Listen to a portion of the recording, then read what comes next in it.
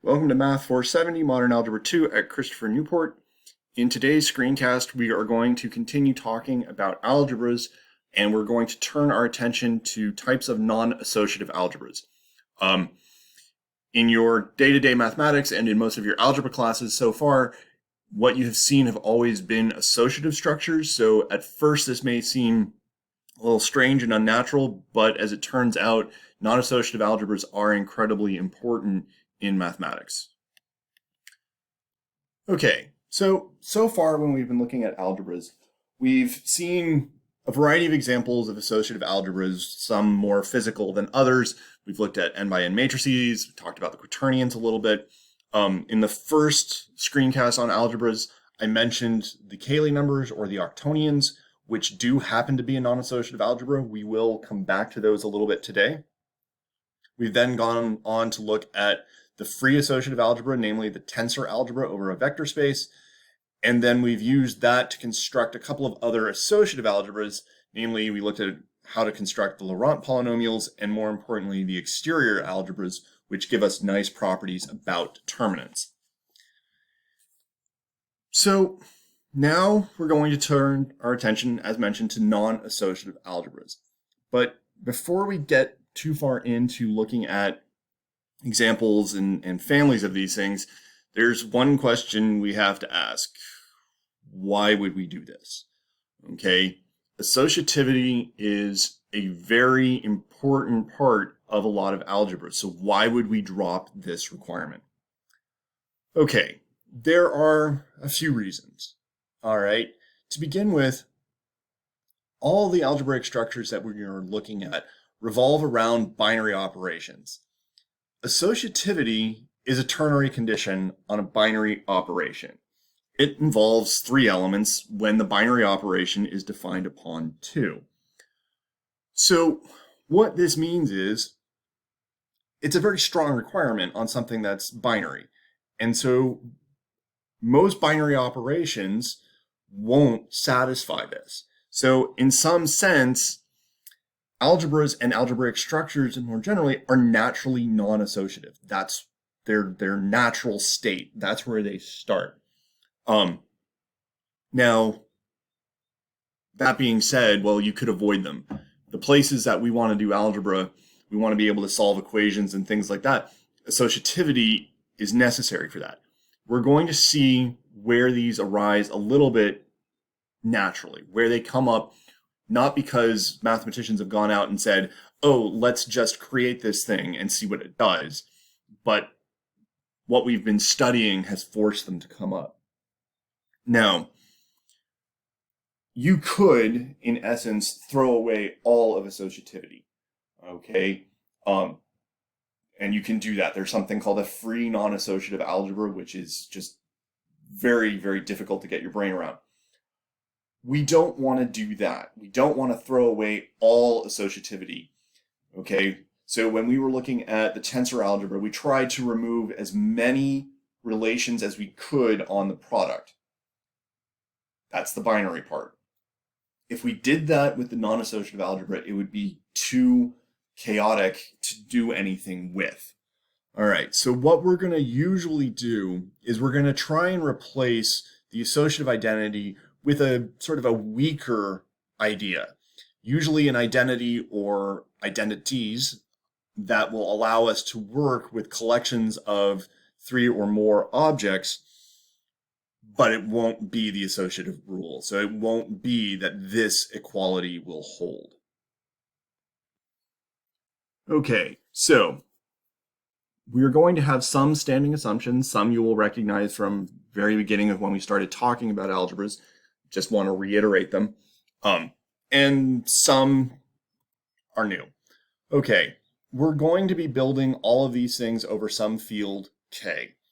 For the most part, the field will not be important. There are two things, and I'll mention this, it'll come up as item number 3, I think.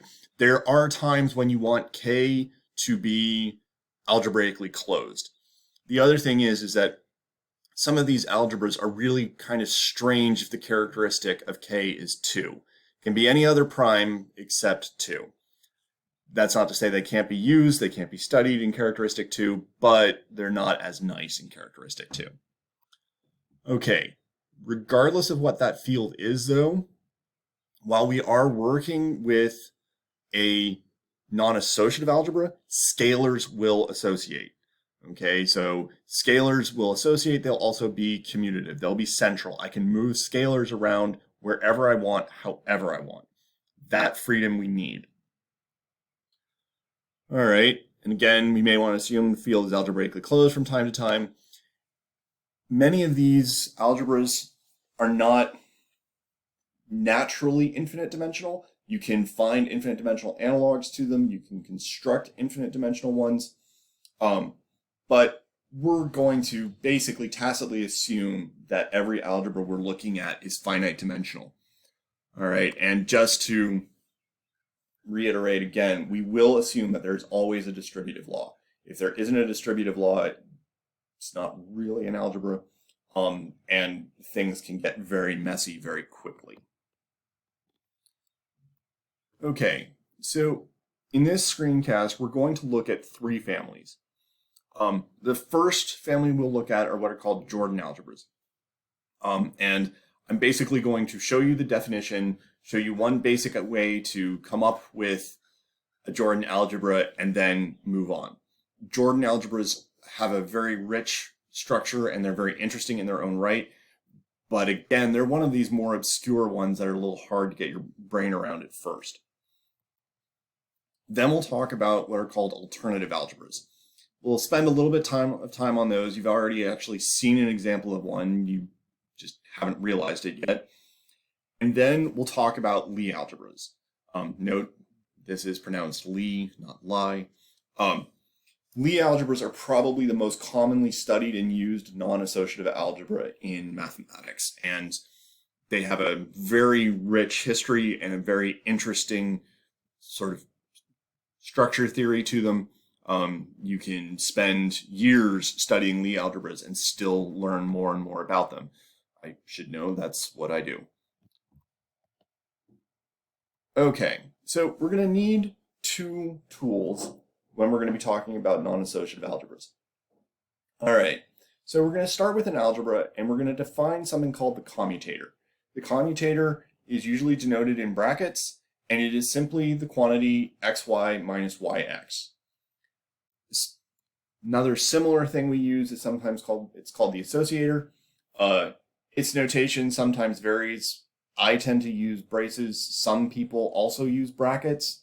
As somebody who studies Lie algebras, you'd see why I wouldn't want to do that. And the associator is simply x times y paired together times z minus x times the pairing of y with z. Now, they're named the commutator and associator for very simple reasons. They measure how commutative or non-commutative and how associative and non-associative an algebra is.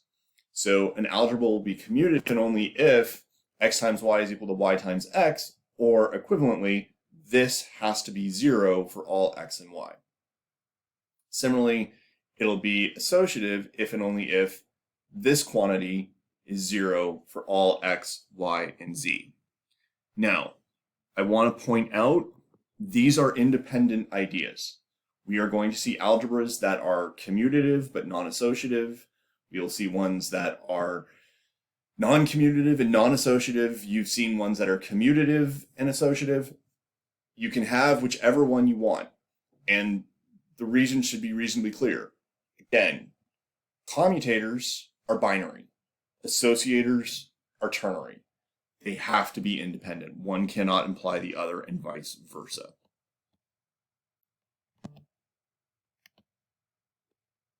Okay, one thing about the commutator, well, 2 things. To begin with, it is what we refer to as anti-commutative. So you can look at anti-commutativity in 2 ways. They are almost equivalent. That's actually going to be one of the problems on your worksheet of problems. Anti-commutativity tends to be expressed in this form, that if I take x with itself, I get 0. Equivalently, almost all of the time, it is the same as saying when I reverse the arguments, I pick up a negative. Okay? The time when it is not exactly the same is when it's in characteristic 2, because negatives and positives are the same thing in characteristic 2. The other thing is that it is bilinear. So if I hold one argument constant, it's linear in the other and vice versa. So if I look at x and I hold that constant, and I look at a scalar multiple plus a sum, I can expand this out and I get alpha times xy plus beta times xz. It is linear in the second variable because I can break it across sums and scalar multiples pull out. To see that it also holds in the first argument, you could go through the same kind of computation, or you can use that it is anti-commutative. I will reverse it, expand it, and then reverse them back. The associator is trilinear because it has 3 variables, and again, that's going to be an exercise. It's just a matter of chugging through the various computations. Okay, so the first example of a non-associative algebra we're going to look at is what's called a Jordan algebra. Historically and conventionally, products on Jordan algebras are denoted by a circle. So you'll often see it as x circle y or y circle x. In a Jordan algebra, Jordan algebras are commutative. Okay, and I should have put circles in here, but I didn't.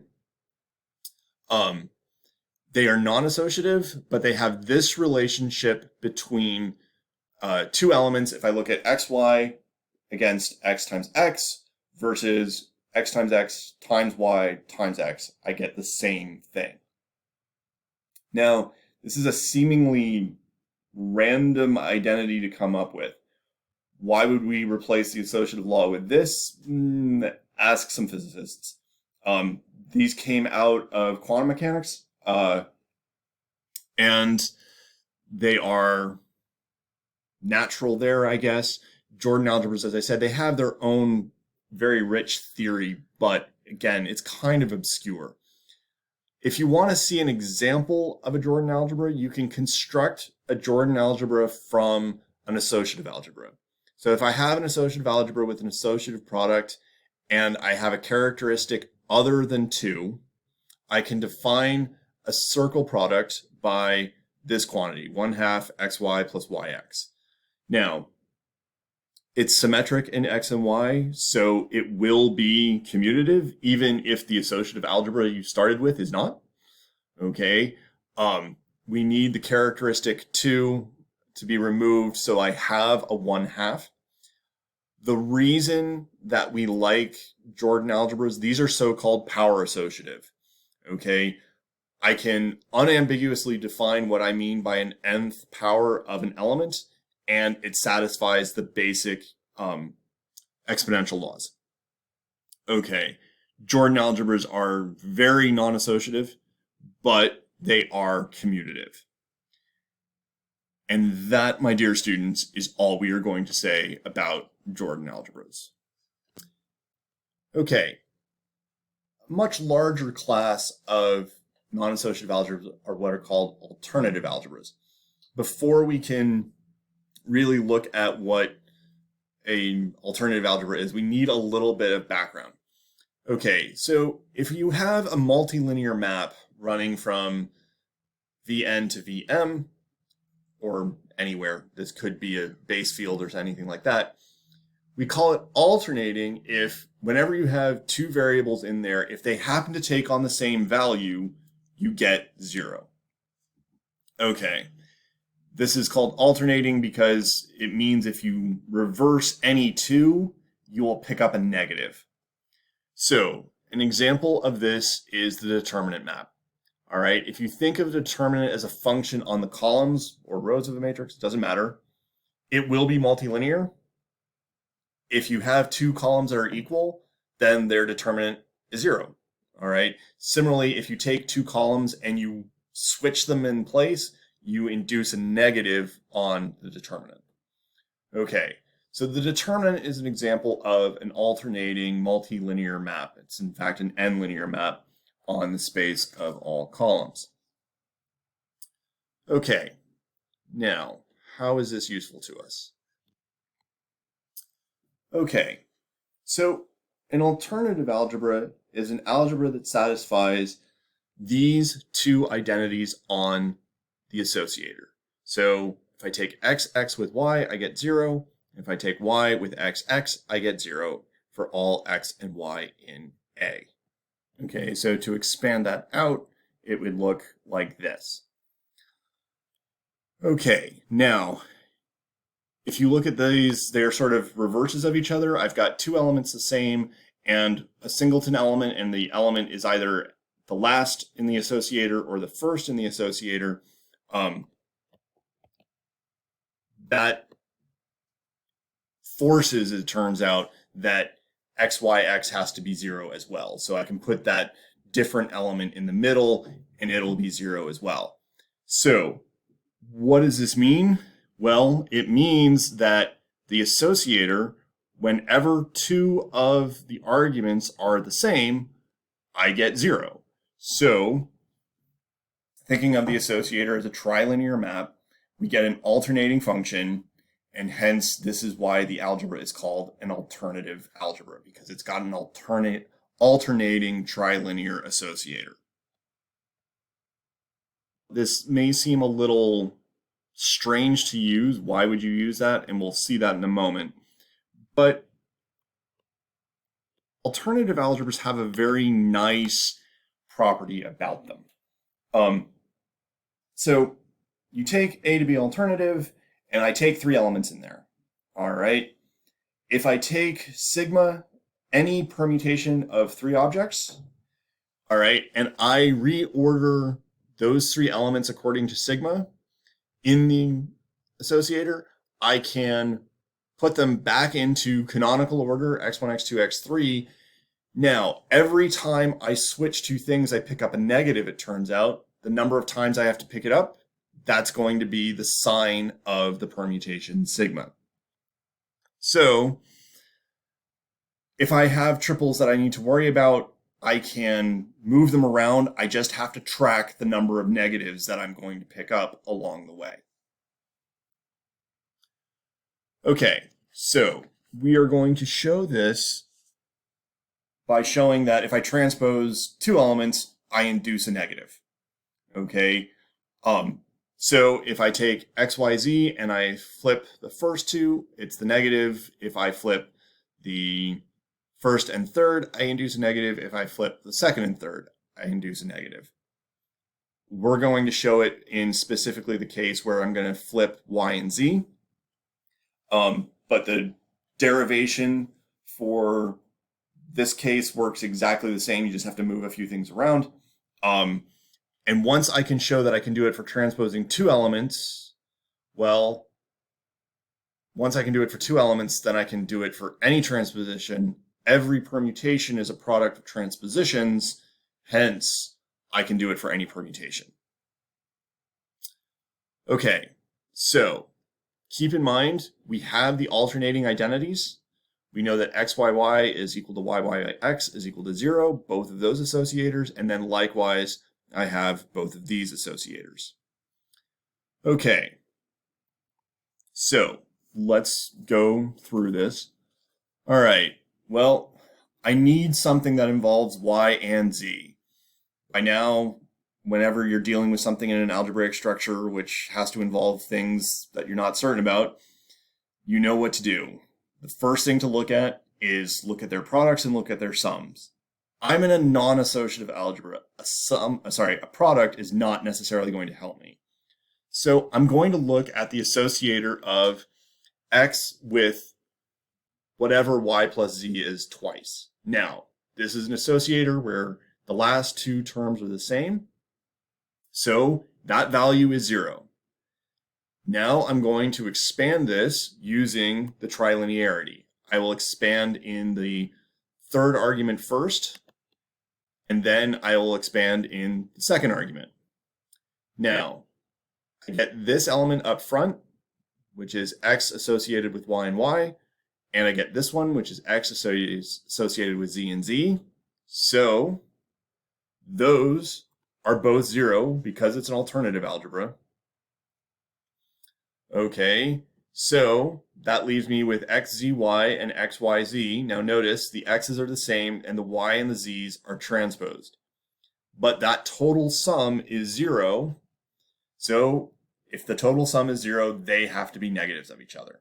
So flipping the y and the z induced a negative. All right, now the upshot of that is what I mentioned, that if you take x, y, x, it's going to be 0 in A, because I can take x, y, and I can reverse the y and the x, and I will get 0, because it varies by a negative. Okay, as an example, let's look at the octonions or the Cayley numbers. These turn out to be an alternative algebra. So to see this, it's enough to show that the associator identities occur or hold on basis elements, because then I can just expand using the trilinearity and get it on any element I so desire. Okay, so that means for any of the basis elements, remember there was E1 through E7, and there was also 1, but I don't need to worry about 1. 1 is a scalar and it's going to associate. All right, so I need the associator of EI and EI with EJ, and likewise EI with EJ and EJ. I need those both to be 0. All right, so if I look at this associator, I get EI with EJ, EI with EI, EJ. Remember that if I take an element and multiply it by itself, one of these basis elements in the octonions, I get -1. So this first one is -1 times E sub j, and then this. And then likewise, I can do the same thing here. I get a double negative. I get a -1 here with a double negative, and that adds up. Now, from what we have seen of the Cayley numbers, there isn't a nice way to say, okay, yes, these will be 0. You have to pull up the multiplication symbol, the multiplication table, and just verify it. It's easy, tedious, but easy. And they will turn out to be alternative. Okay, so now let's pause for a moment and talk a little bit about hierarchy. All right, I've mentioned several times in class that there's a hierarchy to algebraic structures. The same is true with non-associative algebras, okay? So take a Jordan algebra. As I mentioned at the beginning, Jordan algebras are power associative. So if I take x to the n times x to the m, number 1, those things are unambiguous. X times x squared is always x cubed. It can't be some other object. Okay, so what that means is if I take any subalgebra generated by a single vector in a Jordan algebra, that subalgebra will be associative.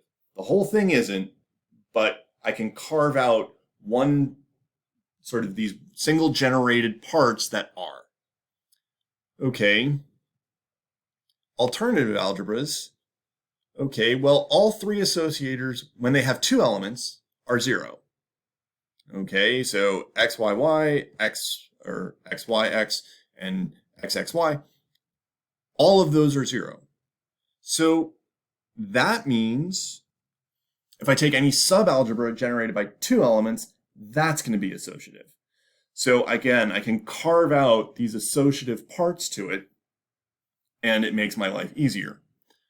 All right, then what's the next thing in the hierarchy? So if Jordan algebras, single generated subalgebras are associative, in alternative, doubly generated elements are associative, well then the third thing is the associative algebra. Okay, in an associative algebra, any subalgebra generated by 3 elements is associative. Okay, so there's a hierarchy there with each one getting more and more associative as you go up the chain. Okay, now let's get to really the fun one.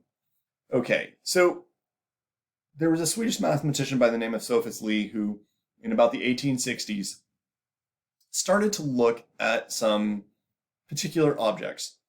All right, so he started looking at objects M, and these had a lot of properties. Okay, the first thing is that they're what's called a manifold. Now, you may or may not have seen the term manifold before. Manifold is a fancy term for a higher dimensional version of a surface. Okay, so you can have a sphere in 2 dimensions. You could look at what a sphere looks like in 3 dimensions, 4 dimensions, n dimensions. So he was looking at these.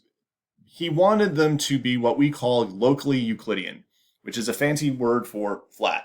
Okay, they are locally flat. So we live on a curved surface, but it is locally Euclidean because while we live on a sphere, around us, it looks flat. We can't differentiate between the two.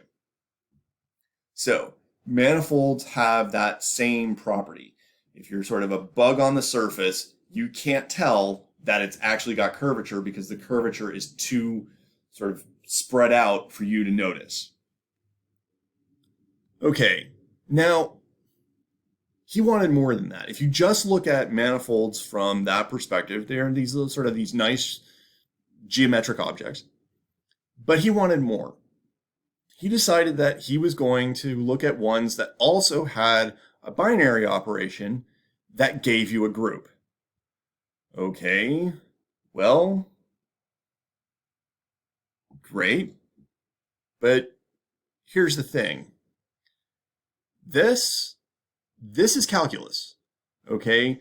When you're looking at partial derivatives of surfaces, you're looking at the shape using limits and derivatives and the likewise.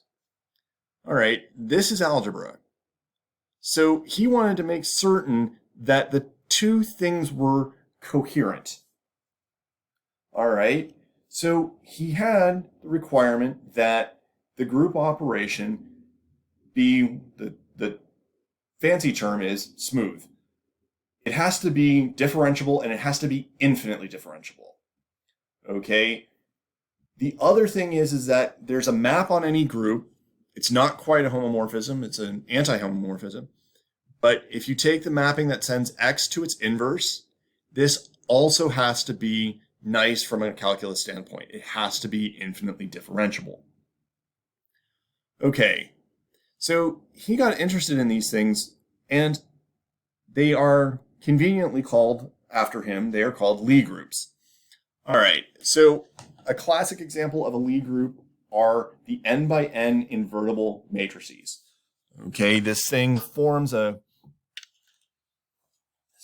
large, basically n squared dimensional space, but it's also got multiplication on it. It's got a nice group structure. You've seen it in Math 370.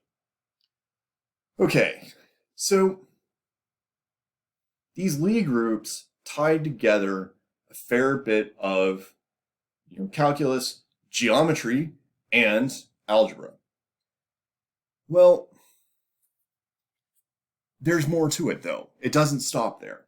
If I've got a Lie group, all right, well, part of the things that we like about manifolds and what we look at surfaces, we look at tangent planes. Part of the reason we like calculus is that it allows us to make linear approximations.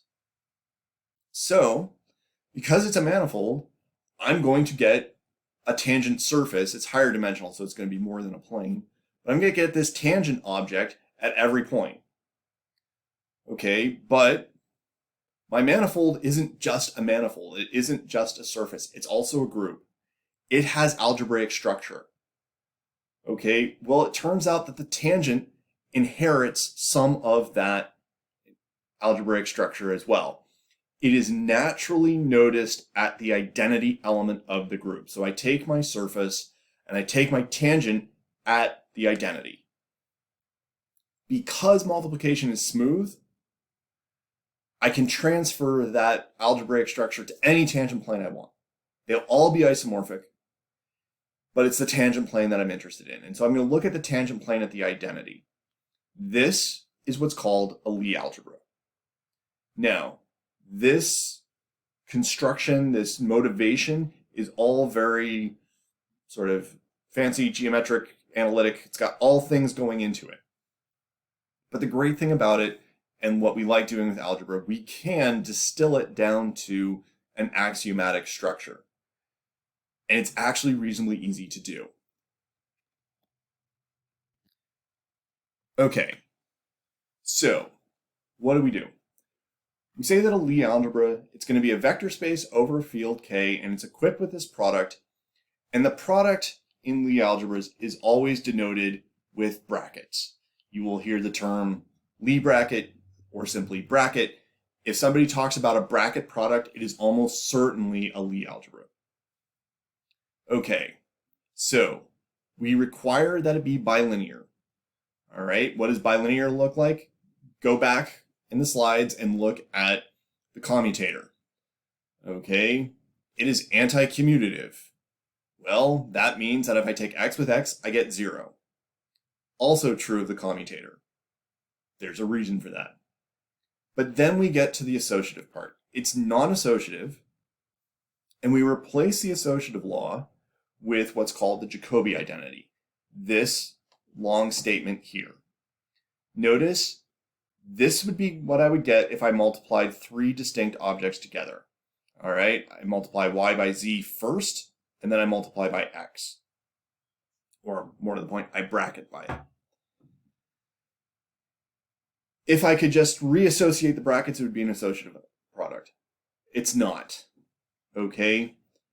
But if I look at x, y, and z, and then I cyclically permute them. So notice y becomes to the front, z comes next, x wraps around to the back, and then cyclically permute them again, order 3 permutation.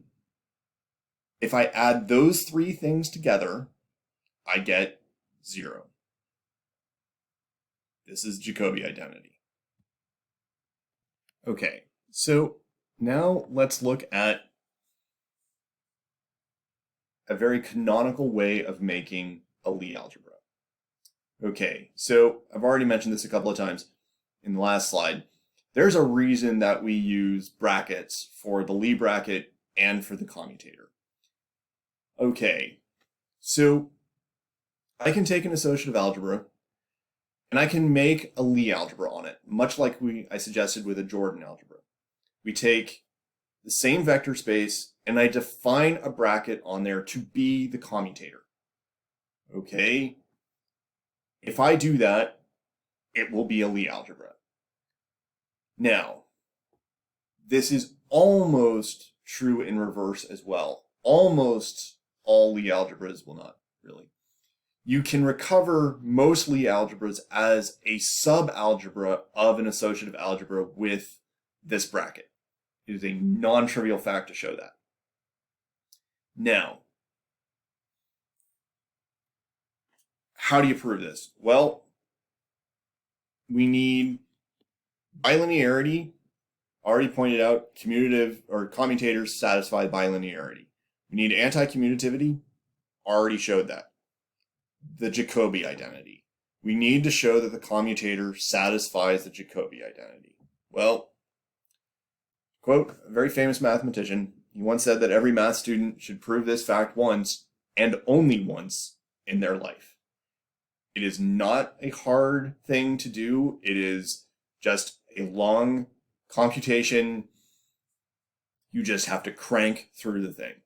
All right, I have proven this multiple times in my mathematical career, so I am excused. You haven't, so you are not.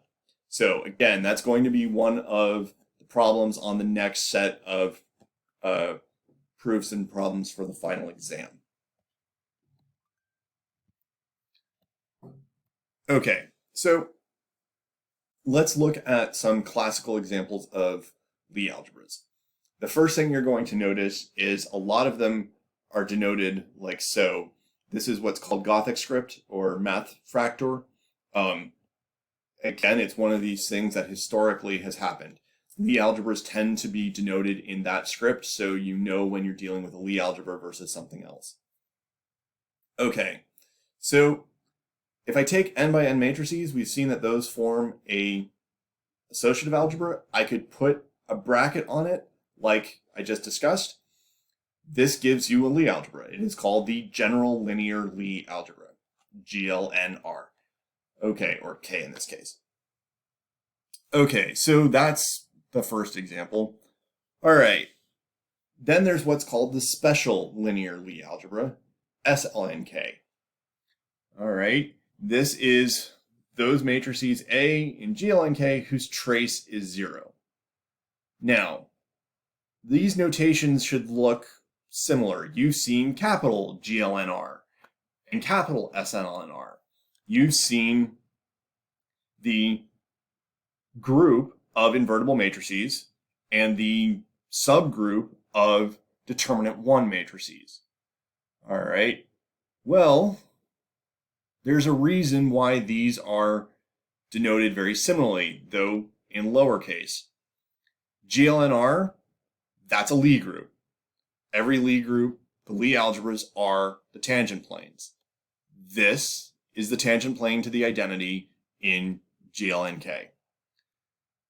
SLNK, the Lie group of all matrices of determinant 1, this is its tangent plane. It consists of the matrices of trace 0. Why does determinant 1 imply a trace of 0? It has to do with the fact that actually the log of 1 is 0. Believe it or not. Okay, but we can look at a few others. There's TNK, where this is the Lie algebra of upper triangular matrices. And then there is what's called N sub NK, where it's strictly upper triangular. So it is 0 along the diagonal. Could you make lower triangular and strictly lower triangular? Sure. They are isomorphic, so we tend not to worry about them. All right. And then there are two other families. There's the special orthogonal, SONK, and then the symplectic, SPNK. So these are defined in terms of using a very specific matrix. For the orthogonal, so this one here, we break it into two cases, when n is even or when n is odd. Okay? If n is even, I take an n by n matrix and I break it into a block diagonal where I put identities on the off diagonals. If it's odd, I break it into a block matrix where there's a 1 in the first row, and then I have that same construction in the lower right corner, where these are both identity matrices. So I'm looking at matrices A that sort of commute with this one specific matrix. So I'm looking for those matrices A, where A transpose times S is the same as the negative of S times A. All right.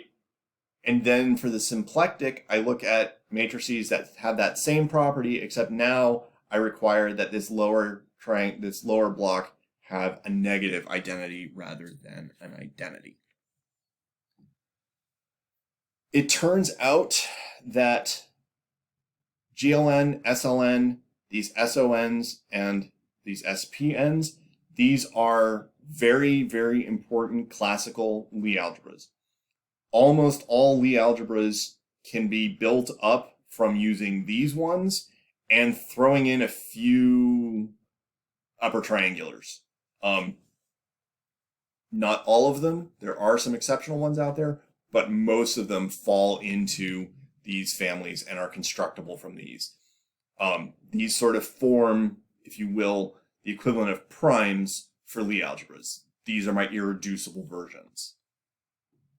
Okay, now in this list, notice almost all of these are sitting inside GLNK. So this we can say is a Lie algebra using the canonical construction. The rest, we want to talk about whether they're rather than trying to prove that they're Lie algebras from definition, you just show that they're Lie algebras using the fact that they're subalgebras. Okay, to show something is a subalgebra, by now in your algebraic career, this should be standard. I need to show that 0 is in there, make certain it's not empty, it has to be closed under addition and scalar multiplication, and it has to be closed under brackets. So I basically need closure, much like we need closure for rings, subgroups, etc. And I'm not actually going to prove it.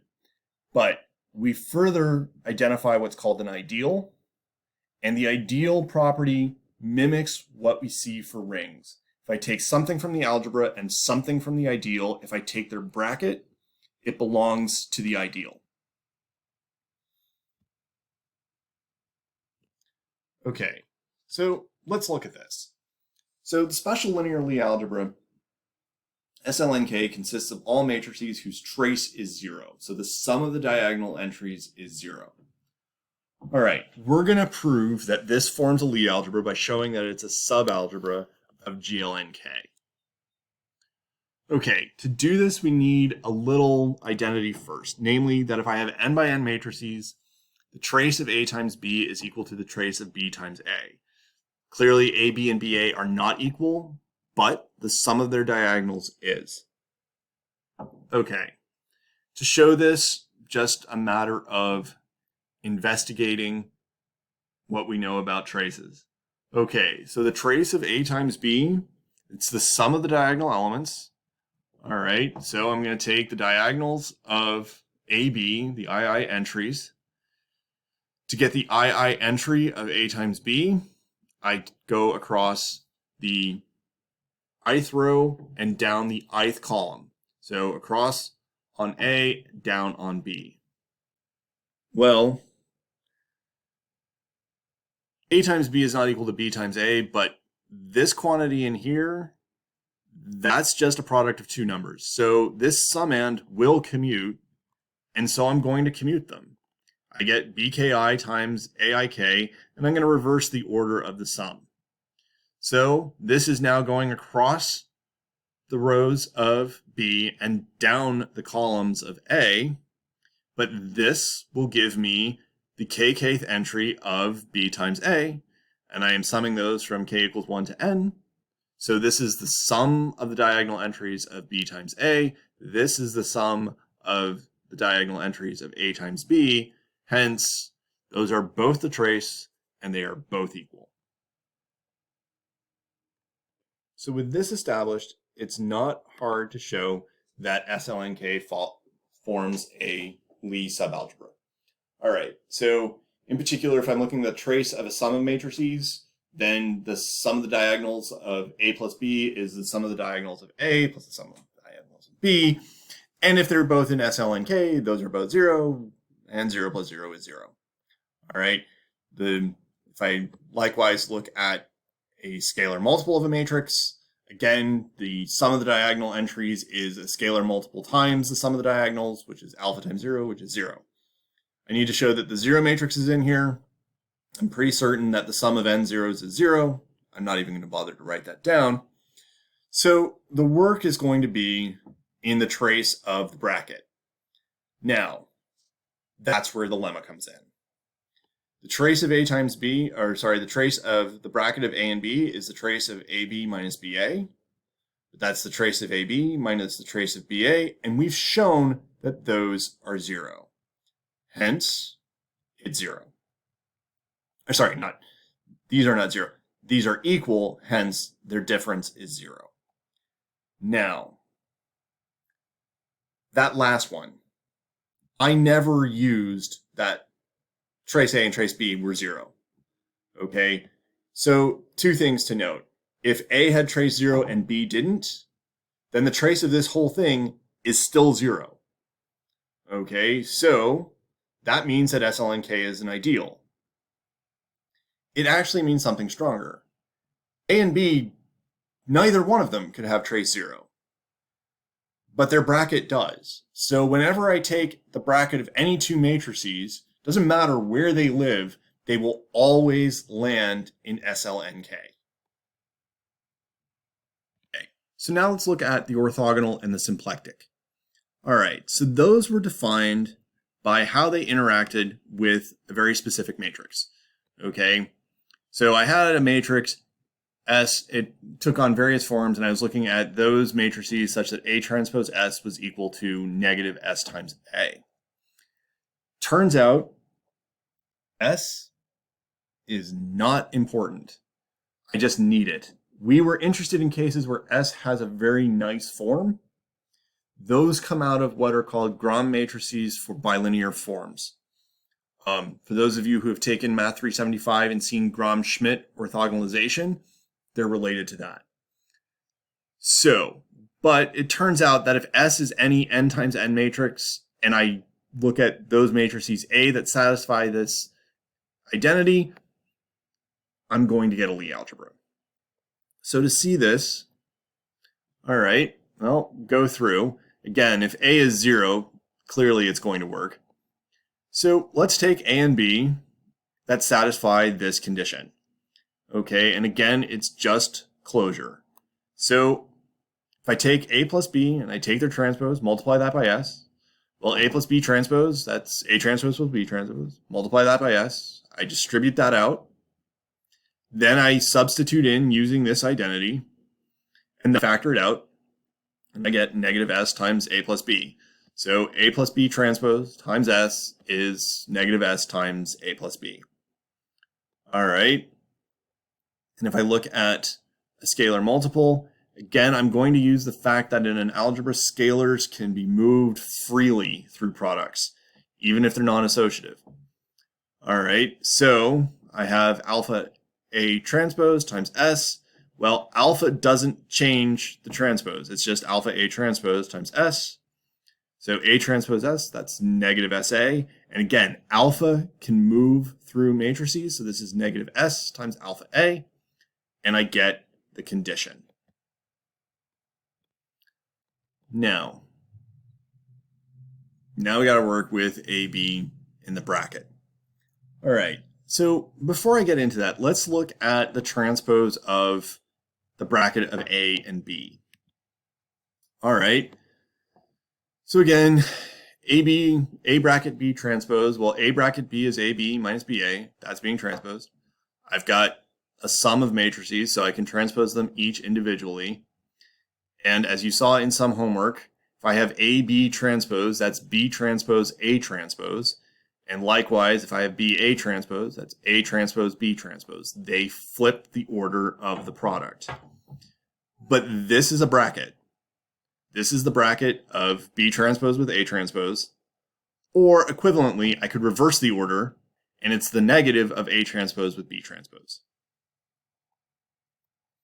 All right, so now it's just a matter of, well, brute force it out.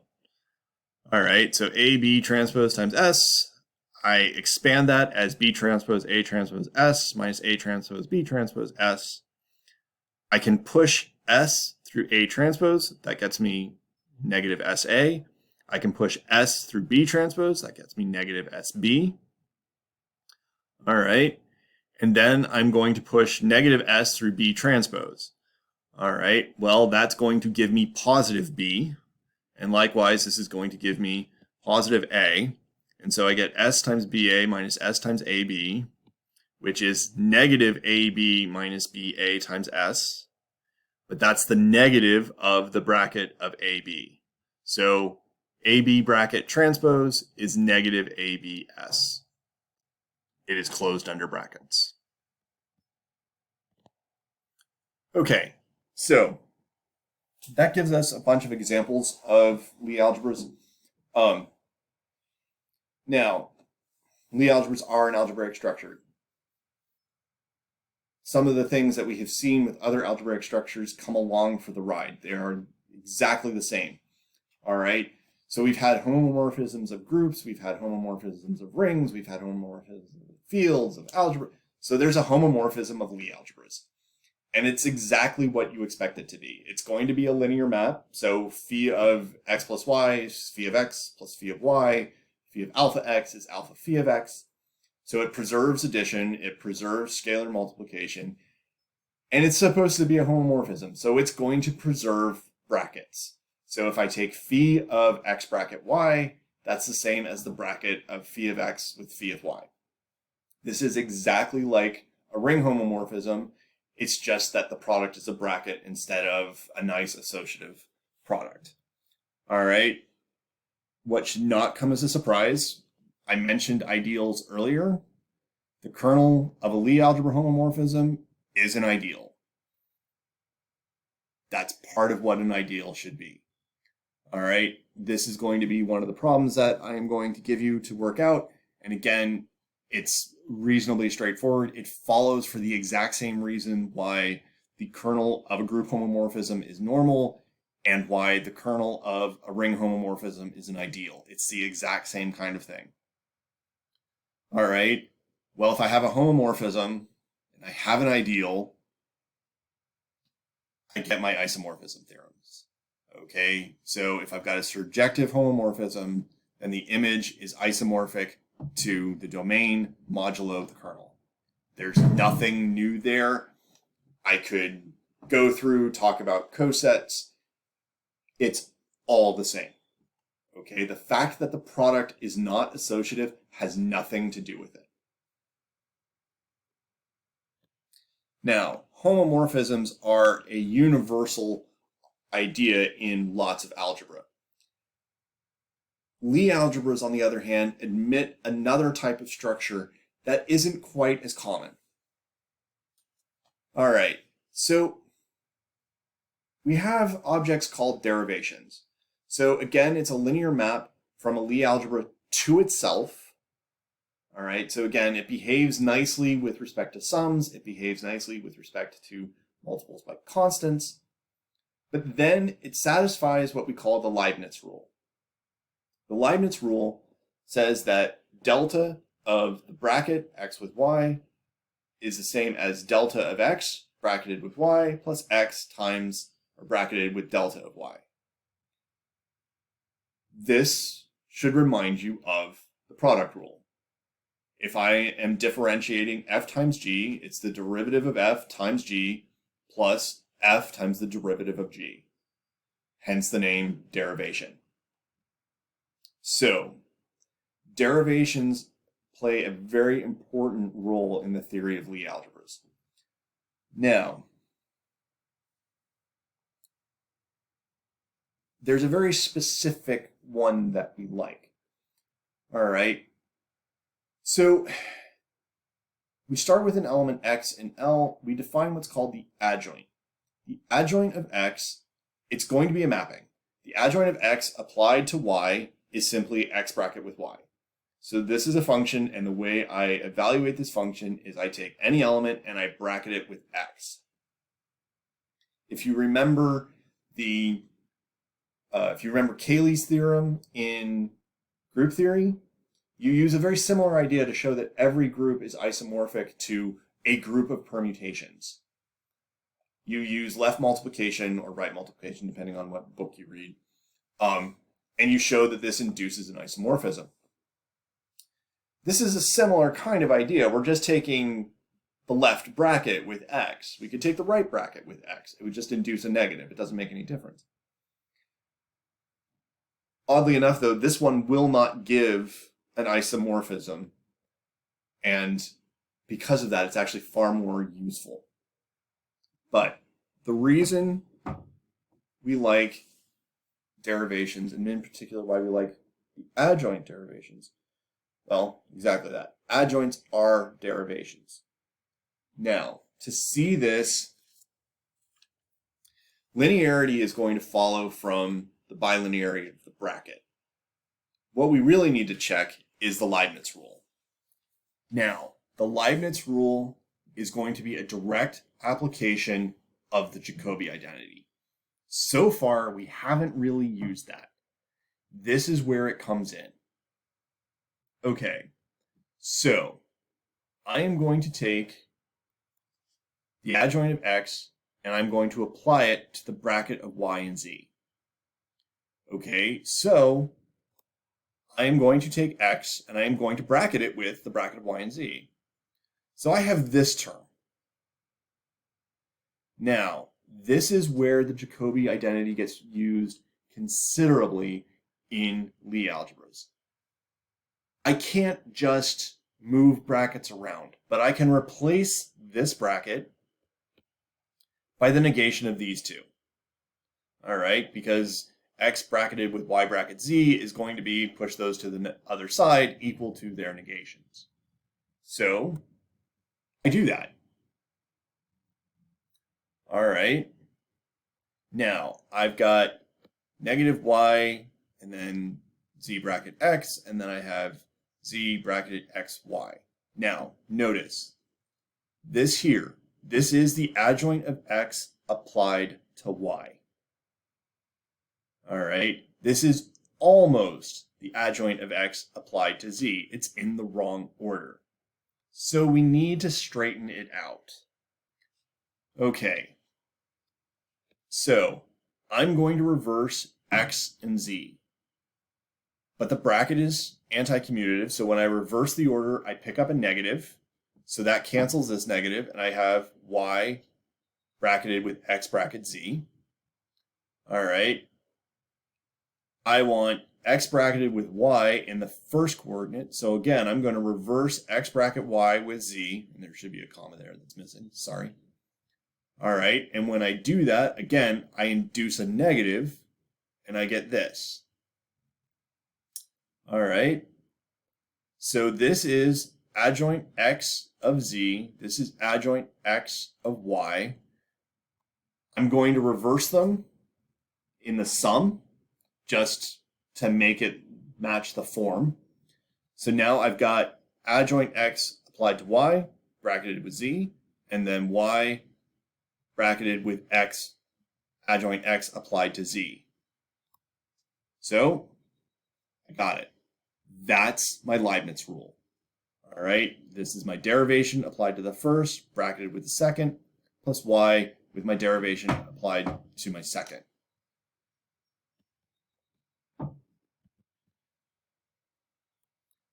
Okay, so derivations, one of the reasons that they're important for us, if you take two derivations, so they're functions, I can compose them. Their composition is not a derivation. All right, so think about that for a second. Your good old friend, the derivative, is a derivation. It satisfies the product rule. Okay. If I compose the derivative with itself, I get the second derivative. The second derivative doesn't follow the product rule. All right, if I take the second derivative of, e to the x times cosine, it's not the second derivative of e to the x times cosine plus e to the x times the second derivative of cosine. I have to run them separately. I have to take the first derivative and then I have to take the second derivative. It's not one nice little product rule. So the composition of derivations is not a derivation, but the bracket of them is. Okay, if I take this commutator bracket of derivations, so I compose them in one order and I compose them in the other order and I take their difference, you get another derivation. This thing will satisfy the Leibniz rule. This whole thing will follow the product rule. Okay, you're going to show that. It's, again, not a hard computation. You just have to follow it through. But because of that, so all of the examples of Lie algebras I've given you so far, they're all associated to matrices. Okay, this gives us one that's not matrix oriented, at least. You can realize it as matrices, but not in terms of a matrix identity itself. So if you have a Lie algebra L, you can take what's called its derivation algebra. You take all of those derivations on L, and you put the commutator bracket using function composition, and you will get another Lie algebra. Now, why? Okay, why do this? The first thing is Lie groups and Lie algebras tie together all the major areas of math. Okay, a Lie group and a Lie algebra, you've got differentiable functions, you've got geometric surfaces, and you've got algebraic structures. All right, all three major areas of math tie together in Lie theory, which makes them ridiculously powerful, it turns out. They turn up both Lie groups and Lie algebras in all sorts of areas of math. Okay, they aren't just algebraic things, they aren't just analytic things, they cross over between a lot of them. There are Lie algebras of differential equations and things like this, things you wouldn't expect, and they show up. All right, the other thing is, and this ties back to the tie into calculus. So one of the reasons we like calculus is linear approximations, okay? Why did we want a tangent line? We wanted a tangent line because it gives us a good approximation to a function at a point.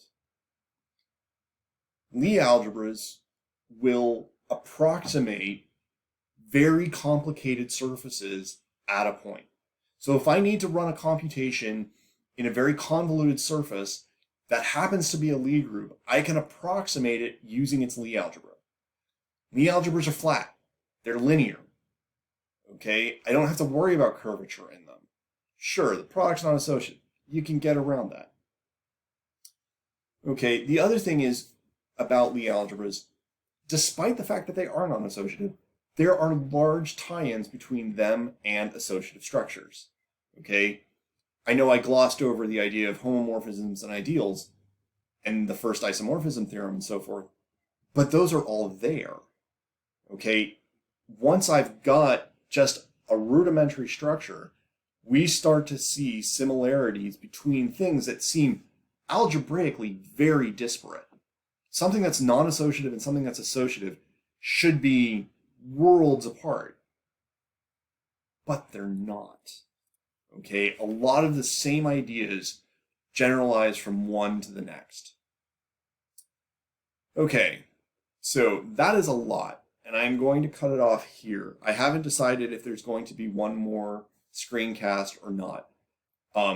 What I would like to do is give one more screencast where I do a lot more work with Lie algebras and computations in them so you see how they work.